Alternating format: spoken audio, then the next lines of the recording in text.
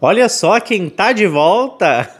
Gente, apareci por aqui. Quem me acompanha no Instagram sabe de algumas coisas que eu passei por esses dias. Eu fui diagnosticado com TDAH, que para quem não sabe é transtorno de déficit de atenção e hiperatividade. Isso atrapalha muito o foco, atrapalha muitas coisas na vida, mas eu já comecei o tratamento, já comecei a tomar a medicação e eu acho que tudo vai dar certo. Como eu não quero deixar vocês aqui do YouTube sem informações mais sobre mim, sobre a minha vida, eu tô agora com um canal de vlogs onde eu vou compartilhar com vocês as coisas que eu compartilho lá na rede vizinha, lá no Instagram. Eu sei que muita gente não tem redes sociais e me segue só por aqui e queria saber um pouco mais da minha vida, queria saber o que tá acontecendo e agora vocês vão saber porque tem esse canal onde eu vou estar publicando tudo que eu publico lá no Instagram, eu vou estar publicando aqui também. Eu vou deixar o link aqui embaixo no comentário fixado para você seguir esse canal e ficar por dentro de tudo que acontece na minha vida. É claro, só se você quiser, tá bom? Mas assim, para resumo da ópera, o TDAH estava me atrapalhando muito na produção de vídeos. O mês passado eu produzi vídeo pra caramba, vocês sabem disso, eu publiquei uma semana inteira de vídeos, depois publiquei mais um monte de vídeo. No total, o mês fechou com 17 vídeos novos. É muita coisa, gente. Principalmente para alguém que estava em surto de TDAH e não sabia. Agora eu sei, agora eu estou tratando e eu tenho certeza que vai facilitar muito a minha produção de conteúdo aqui para vocês. Mas agora sim, vamos pro que interessa e bora pro caso de hoje.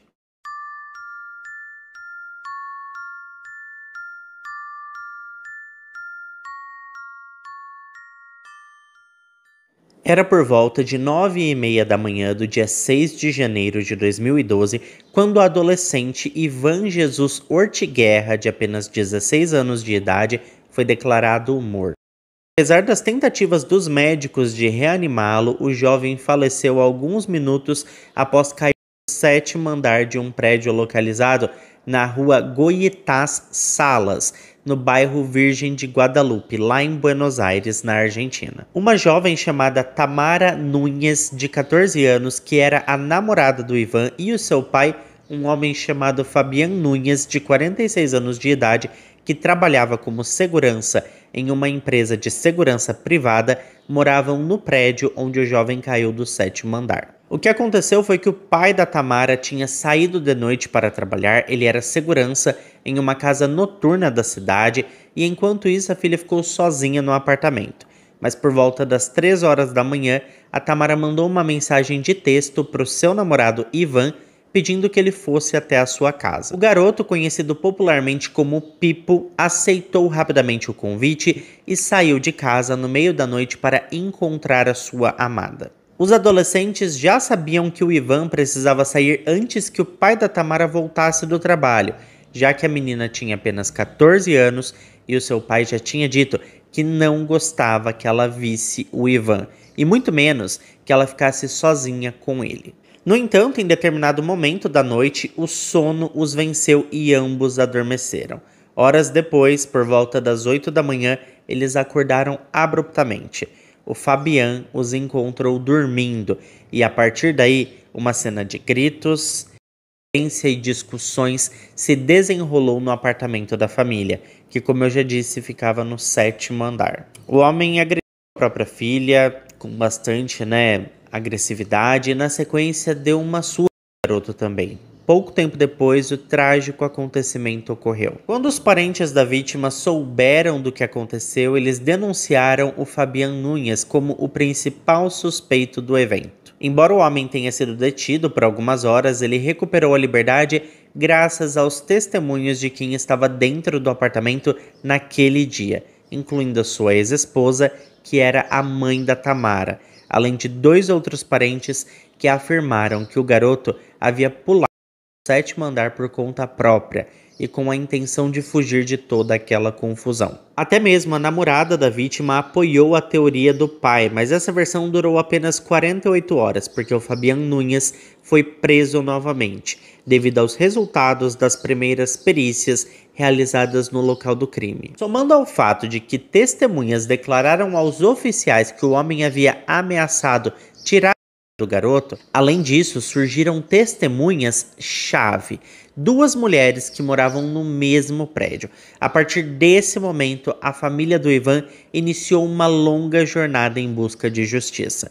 Mas o que aconteceu entre esses dois jovens para que a sua história de amor tivesse um desfecho tão trágico? Como que um namoro adolescente pôde terminar assim? Eu vou explicar para vocês. O Ivan e a Tamara estudavam na mesma escola, uma escola de educação básica localizada em Pergaminho. Embora não fossem da mesma turma, costumavam trocar olhares durante o intervalo das aulas, até que um descobriu o número de telefone do outro e começaram a enviar mensagens. O Ivan pensava nela o tempo todo e enviava inúmeras mensagens de amor. Ele estava mesmo todo apaixonadinho, aquele amor adolescente, sabe? A Tamara sentia o mesmo por ele e achava legal que o garoto era um fanático por futebol que jogava com a camisa número 10 em uma das equipes do clube. Ela gostava, sabe, do pessoal assim envolvido com futebol. Muito apaixonados, eles planejaram rotinas que possibilitassem passar tempo juntos. Por exemplo, todos os dias às 7 horas da manhã, ele saía de casa para buscar a Tamara e eles irem juntos para a escola.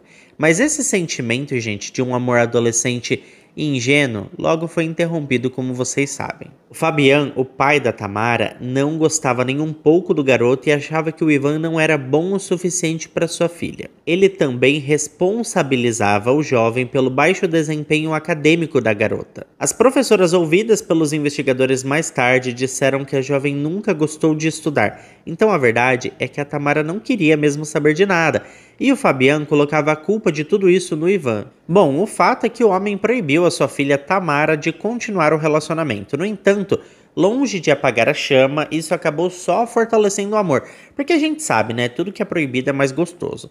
Os encontros, pessoal, eram rápidos e aconteciam principalmente na entrada do prédio onde uma das primas do Ivan morava. Ela os acolhia, pois acreditava que não estava fazendo nada de errado. Eles eram apenas dois adolescentes vivendo ali o seu primeiro amor. Quem nunca, né? Os dois não se importavam com o lugar, apenas queriam estar juntos e escapar das proibições que o pai da Tamara tentava impor. Durante 8 meses, os jovens conseguiram manter o vínculo, mas não conseguiram escapar da vigilância e do assédio do pai da Tamara. Em várias ocasiões, o homem perseguiu o Ivan pelas ruas de Pergaminho, ameaçando até mesmo tirar a sua vida caso ele insistisse em encontrar a sua filha. Isso deixou o garoto assim um pouco impressionado e em uma ocasião ele ficou totalmente dominado pelo medo e chegou a contar as ameaças a seus pais, que o aconselharam a terminar o relacionamento com a garota. Só que os avisos não foram o suficiente e os jovens continuaram se encontrando, dando ali as suas bitoquinhas, aquele namoro adolescente, né, gente? Bom, após a morte do Ivan, surgiram duas principais teorias sobre todo esse ocorrido. A família do rapaz apontou o Fabian Nunes como o responsável pelo falecimento do jovem de 16 anos, enquanto o acusado e a sua família mantinham uma outra versão, alegando que o rapaz pulou porque quis. Após ser preso pela segunda vez, o pai da Tamara recusou-se a prestar depoimento. No entanto, quem falou com os investigadores e com a mídia foi a Maria de Los Angeles, a mãe da adolescente e ex-esposa do acusado. De acordo com o seu relato, tudo aconteceu quando Fabian Nunes ligou para ela por volta das 8 horas da manhã. Ele estava furioso por ter encontrado a sua filha e o Ivan dormindo em seu apartamento e ela decidiu ir até lá para ajudá-lo a resolver a situação, porque percebeu que o ex-marido estava muito agitado e muito bravo. A Maria de Los Angeles foi ao apartamento acompanhada do seu irmão Norberto e a sua cunhada Evangelina. Ao chegar, ela viu que o Fabian estava agredindo o menino no quarto da Tamara e, de acordo com o seu relato, rapidamente se posicionou na frente do Ivan para protegê-lo. Então ela e o seu irmão Norberto conseguiram interromper as agressões e levar o Fabian para a sala de estar e tentarem ali acalmá-lo, né, apaziguar toda a situação. Foi nesse instante que o adolescente supostamente correu e pulou ela na tentativa de fugir daquela situação. De acordo com essa versão, quem estava no quarto com o Ivan no momento em que ele pulou da janela era a cunhada da Maria de Los Angeles, a Evangelina, e a Tamara também. Ainda de acordo com o relato da Maria, o Ivan teria tentado se jogar uma primeira vez, mas a sua cunhada Evangelina correu segurá-lo e supostamente o impediu de cometer aquela loucura. No entanto, em um momento de descuido, o adolescente supostamente aproveitou a distração da mulher e se lançou ali pela janela, como se estivesse pulando em uma verdadeira piscina. A Maria de Los Angeles aproveitou esse momento de atenção da imprensa e comentou que, em sua opinião, o Ivan era um garoto com tendências depressivas e, apesar do seu ex-marido não concordar, para ela ele era um menino tranquilo e muito bonzinho. A Maria aproveitou ainda a entrevista para defender o Fabian, afirmando que seu ex-marido não tinha histórico de violência e que no momento da queda do Ivan, o homem estava com ela na sala. Sobre a rejeição do homem em relação ao relacionamento dos adolescentes, ela esclareceu que para o Fabian sua filha era como um tesouro, era a filhinha do papai, razão pela qual ele não queria que ninguém se aproximasse dela. A análise do patologista forense revelou que o Ivan Ortiguerra apresentava fraturas na mandíbula, no septo nasal, lesões que ocorreram antes da queda. Além disso, gente, na perícia médica e técnica foi estabelecido que ele caiu ainda vivo, embora inconsciente. Porém, devido ao impacto, faleceu minutos depois. A família da vítima também conversou com os investigadores e insistiu na culpa do Fabian Nunes, não apenas pelas ameaças ao jovem, mas também pelo que ocorreu dias antes do incidente. A verdade, gente, é que o pai do Ivan, o Sr. Juan Ortiguerra, foi até a delegacia local para denunciar que o sogro do seu filho tinha ido até o seu local de trabalho para dizer que se encontrasse o rapaz com a sua filha novamente, tiraria a vida do garoto. O caso que a promotoria estava montando contra o Fabian se sustentou em diversas evidências, como resultado das análises forenses que ocorreram no apartamento, o relatório do patologista e também em duas testemunhas-chave, uma idosa chamada Norma e a sua neta chamada Rosário, que eram vizinhas do apartamento do Fabian Nunes, mais exatamente apenas um andar acima. A Rosário testemunhou que na manhã do dia 6 de janeiro de 2012 ouviu gritos que a acordaram. A princípio parecia apenas uma briga familiar, mas com o passar dos minutos os gritos aumentaram. Então ela foi acordar a Norma, a sua avó. Enquanto estavam alertas dentro do apartamento, ouviram um som de um vidro quebrando e escutaram o Fabian dizer: "Pule ou eu atiro em você".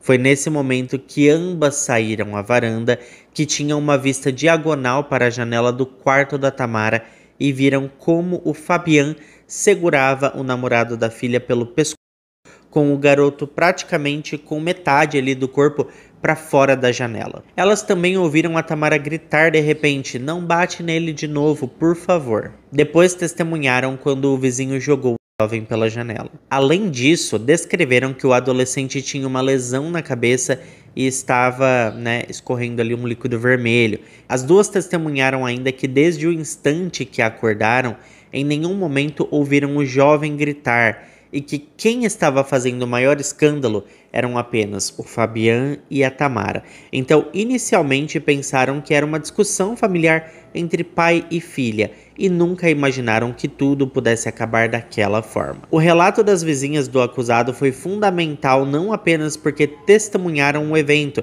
mas também porque corroboraram o laudo médico pericial que determinou que o Ivan havia caído inconsciente, mas ainda vivo. Após esses depoimentos, o promotor Juan Gracia acusou a Maria de Los Angeles, seu irmão Norberto e sua cunhada Evangelina de mentir para favorecer Fabian Nunes, além de uma acusação de obstrução da justiça. As três pessoas foram acusadas por terem declarado que o adolescente se jogou pela janela e por terem afirmado que no momento da queda o acusado estava na sala. Outro elemento que foi adicionado posteriormente à investigação do caso foi a avaliação psiquiátrica do Fabian Nunes. A avaliação determinou que o homem sentia um profundo e até doentio ciúme em relação à sua filha Tamara. Para os peritos forenses em psicologia e psiquiatria, o acusado tinha um vínculo mórbido com a adolescente que, gente, ultrapassava a relação de pai e filha.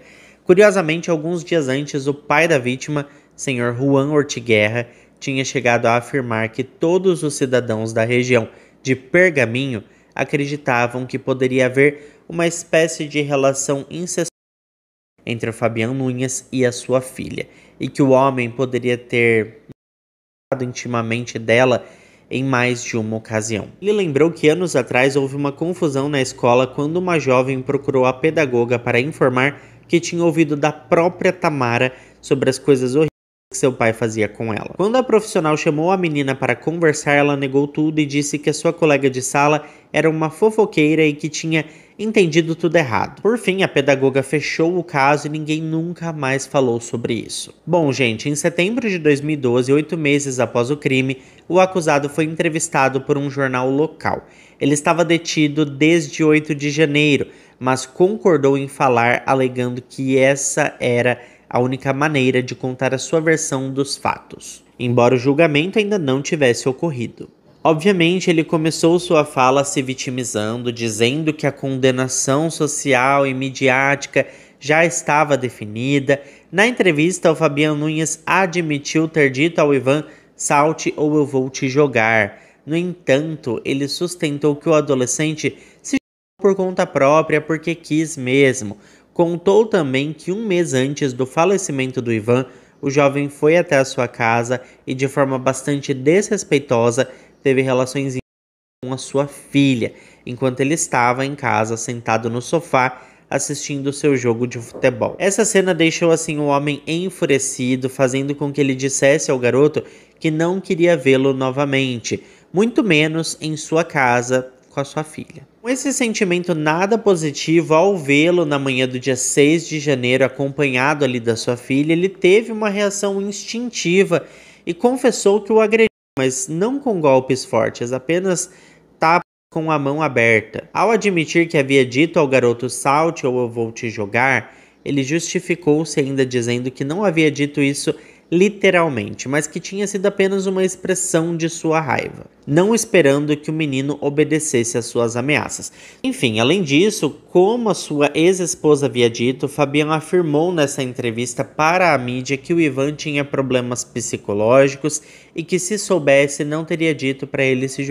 Ele explicou que, de certa forma, não se considerava responsável por suas palavras, mas culpava o garoto por ter feito o que interpretou como uma ordem. Ao longo da entrevista, ele continuou argumentando que o rapaz tinha se jogado, que ele não o empurrou nem nada do tipo. Segundo a sua versão, se ele tivesse forçado o garoto a se jogar, o Iván teria tentado se defender, mas não havia marcas em seu corpo que mostrassem resistência. O jornalista, gente, contra-argumentou que, segundo a investigação, o garoto havia caído já inconsciente, então era natural que não houvesse marcas defensivas. Em resposta a isso, Fabián Núñez disse que não poderia comentar sobre isso porque não era um especialista forense, mas tinha certeza de que viu o garoto consciente o tempo todo. Para encerrar a entrevista, o acusado afirmou que estava calmo, pois não havia feito nada pelo qual se responsabilizasse, dizendo até que estava nas mãos de Deus e que a justiça divina é a verdadeira e nunca falha. Além de suas palavras, apenas um tribunal poderia determinar se ele era culpado ou não. O julgamento pelo falecimento do Iván Jesus Ortiguerra começou em fevereiro de 2014 e 35 testemunhas foram ouvidas no segundo dia do julgamento. Fabián Núñez foi transferido para seu apartamento para a reconstrução do evento. Era palpável como os vizinhos repudiavam o homem, que recebeu gritarias e insultos durante todo o seu percurso. Na terceira audiência foram revelados os laudos periciais realizados pelos especialistas no local dos fatos. O diretor de criminalística da Superintendência da Polícia Científica, Marcelino Cotier, afirmou que a vítima não caiu, mas foi empurrada por um agente externo da janela do 7º andar. Antes disso, Fabián Núñez havia perseguido Iván pelo apartamento, quebrando tudo que cruzava o seu caminho. Em seguida, o acusado encurralou o namorado da filha contra a janela. Primeiro ele tentou jogar, mas o jovem agarrou na janela, tentando impedir que fosse lançado ali daquele lugar. Diante daquela resistência, o Fabián agrediu com mais força até deixá-lo inconsciente e totalmente indefeso. E então o jogou da janela. Enquanto isso, durante o debate, o acusado usou suas últimas palavras neste contexto, admitindo que a situação saiu do controle, mas que não tinha jogado o garoto. As avaliações técnicas das provas sempre se basearam em 3 hipóteses. Primeiro, um trágico acidente. Segundo, o rapaz ter tirado a vida. Ou terceiro, um homicídio. No entanto, o diretor de medicina forense, Eduardo Obreiro, e o chefe da divisão de casos especiais, Pablo Alberto, concordaram que aquilo se tratava de um homicídio. Por fim, o Tribunal Criminal classificou o evento ocorrido em 6 de janeiro de 2012 na cidade de Pergaminho como homicídio qualificado. E isso foi determinado após se comprovar a impossibilidade de autodefesa do Ivan, que foi jogado pela janela após ser brutalmente agredido. Após essa classificação dos eventos, Fabiano Nunes foi condenado à prisão perpétua após o veredito.